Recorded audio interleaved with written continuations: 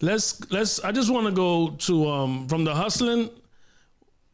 What year? How old were you when you got your? How many times you got locked up? First of all, well, what I mean by locked up is like slap on the wrist, in and out, overnight, or you just went straight in. No, I got locked up once. Besides the issue with the car, I got locked up once for assault with a weapon, right? And I got bailed out. I got locked up again. Otra vez, same thing, assault with a weapon. I got bailed out. So I never made it. I never even made it to Rikers Island.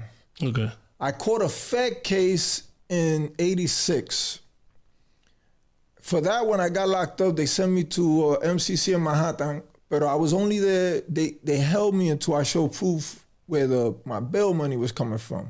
Okay. So I had to go through all the paperwork for that. So in reality, me quedé ahí maybe less than 2 weeks.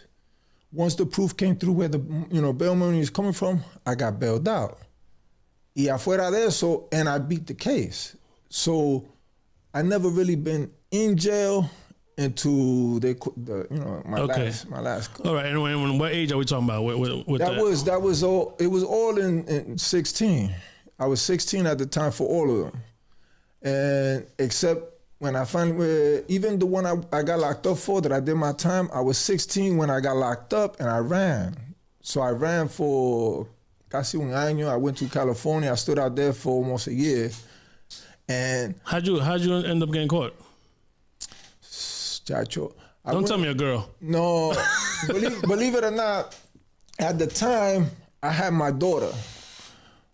Oh, you already had a kid? Yeah, I had a kid. Oh, nice. With my first wife. And I had a daughter, but when I got bailed out, I ran. I got bailed out. My mom was waiting for me outside in the car. I got in the car and we went straight to the airport and I left. But I left my daughter. So I'm in California with my ex-wife and I was chilling and me entró una pendeja ahí. I got into a little disagreement with my ex-wife's father. And I decided to go to Vegas. So I go to Vegas, and when I get to Vegas, George was there, boy George. Yeah. And we was hanging out, and he was coming back to New York. And for the stupidest, I don't know why, I decided to come back to New York. And I came back to New York. And that's when he was Boy George. He was he was already big, or he was still. No, he was already big. He was already big. Yeah. He was already big dog. Okay. So I came back to New York. That was my downfall. Of course, when I wound up catching another case, and when I caught that one that they ran my prints and everything, that was it. I ain't getting no bail. Wait. Also, wait. So you come back to New York with Boy George? Yes. And you got another case. You caught another case. Yes. So they didn't even catch you from the bail yet. No. So you made it. You made it even worse. Yeah, I made it worse. I came back. I was here for maybe 2 months, and I got into another problem. Altercation. Yeah, chacho. That was it. Okay. So now, this ain't no fucking slap on the wrist. We going to jail for real now. Yeah. They revoked my bail. I never went back home. Hasta ahora, Okay, so let's start with that. So, did you fight it, or you just pleaded out? Oh no, I fought it. I stood in Rikers Island for 2 years fighting it. Pero believe it or not, I beat 5. I beat 5 of the cases, and I lost 1. But that's all they needed, Yeah. So they got me on the 1, and that's it. They wound up giving me life. And no number in the front. Life. Yeah, life. They said, because they said 20 to life. Yeah. Pero that 20 is just that number is just that 20 is just saying, we might consider you, And explain to the people what that means. So that means you're doing minimum 20 before you go to even consider parole. Before you even consider parole, you're doing 20. You're doing 20. And then now we're gonna look at your record from inside. Sit down with the parole board every 2 years, whatever it is, and they'll deny, and then like with me, they denied me 6 times. And that 6 times is every 2 years? 2 years. Okay. So every 2. So if you go and they say no, you know for a fact, damn, see these motherfuckers in 2 years. Yeah, I'll see them in 2 years. Okay. All right. So let's back up for a second because I don't want to skip over. Okay. So now let's go back to the Rikers Island thing because we spoke before on the phone and oh, by the way, I forgot. I have to say this. My questions are coming from a place and from a person that's never been to jail. I've been to the bullpen, suspended license. I know I'm going home the next day. Unless it's Friday, you're going home Monday. You fucked up. But I always got, what they call it, ROR. Oh, yeah. Always ROR. I caught an assault case one time, and they gave me no bail. So I saw, when you in the bullpen, I saw the fucking, the bus come with the chains, and they lay the chain out. That shit is like 10 feet, whatever the fuck it is. And they start calling out names, and that's the motherfuckers that's going on that chain to the bus. Yeah. Thank God Almighty, I've never been there. So please don't attack in the comments talking about you soft. Thank you. Yes, I've never been to jail. I don't want to go ever. So my questions come from a place of really not fucking knowing what I'm talking about. So back to what we was talking about, the right. What was, I don't think you're scared because from 9, 10, 11, 12 years old, you were already doing gangster shit. So yeah. I know you weren't scared, but what was that first, because you said 2 years in Rikers, what was that first day, first week? Like, what was that like? Just getting thrown into, because I heard the Rikers is no fucking joke.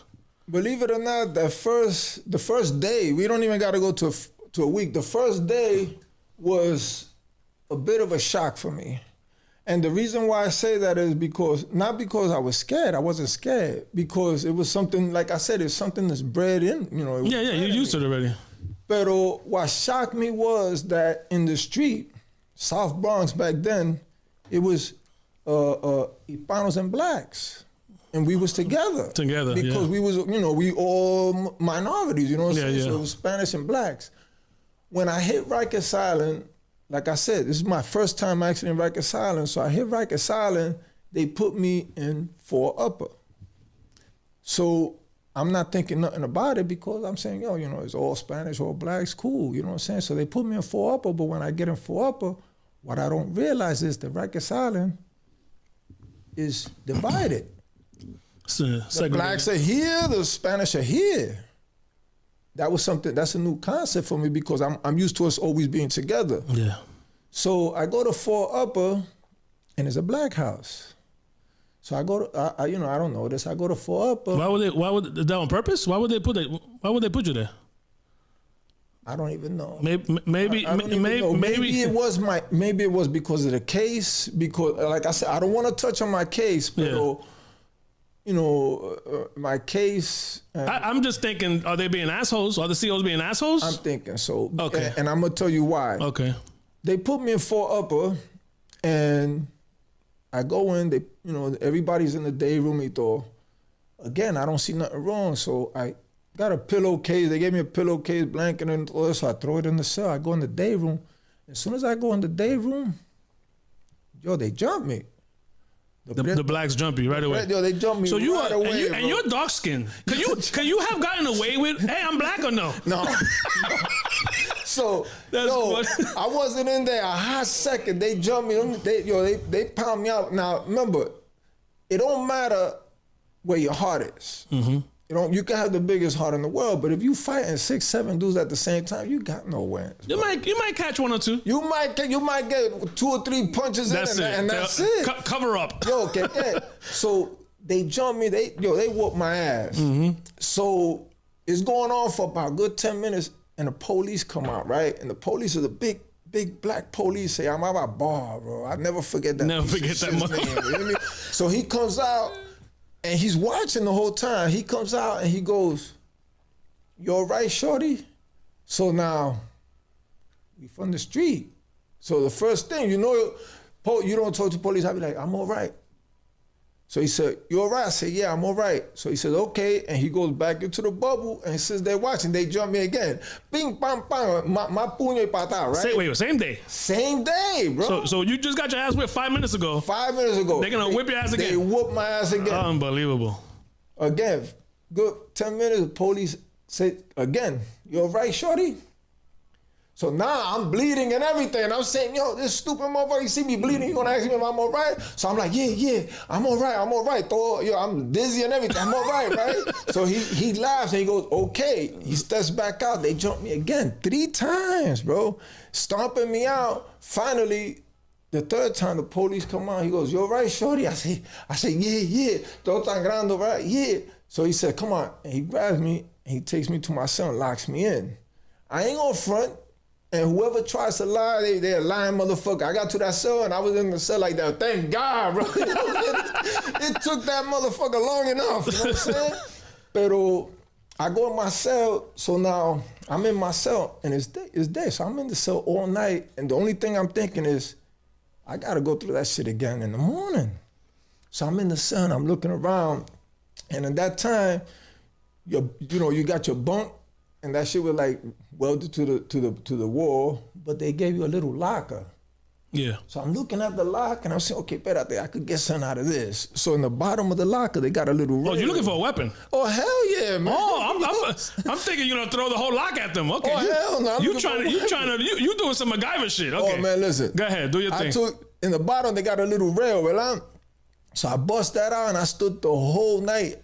The floors are concrete. I stood the whole night. Oh, there was no sleeping. Oh, hell was no sleeping. And you was fucked up anyway. You can't sleep. I'm lumped up, Pito. So the whole night. So I put a semi-point on it, right? In the morning, they open the cells. So I was right in the front, 001, right? Right by the shower. So they open the cells, and I see everybody going to the day room, right? So I'm waiting. They all walking by, and what makes it worse, they all walking by, and they all looking at me because they got to pass my cell. They looking at me, and they laughing like, "Yeah, here goes round 2, oíste." So I'm looking, and I say, "Coño," I'm letting them go. When I don't see nobody else go, I say, "Okay, I have my chance." Now, the way you go in, right? You got the day room and a door. Then you got the police bubble, and right in front of the police bubble is a phone. Okay. So I said, all right. So they all go in. I finally come out. There's a dude sitting down on the phone. So I said, okay, that's going to be my herb. Because I can't go in the day room, but I ain't got no wins. So you picked him out because he's by himself? Because he's by himself. Okay. And we don't even know if this is the guy that hit you or not. I don't know either, but I said, listen. Somebody going to pay. Somebody going to pay. So I walk to the day room. And now the door is cropped open. Yeah. But the door is a steel door and it locks automatic. So what I did was when I got there, I pushed the door closed. As soon as it slams, I just pulled out and I start hitting the dude. Yo le estoy dando. He's on the phone, his wife, mother, whatever, screaming, "Ah!" You know what I'm saying? I'm just hitting him, pam, pam, pam, pam. Police is in the bubble looking at me. So they're like, "Oh shit," they hit the alarm and they start coming in.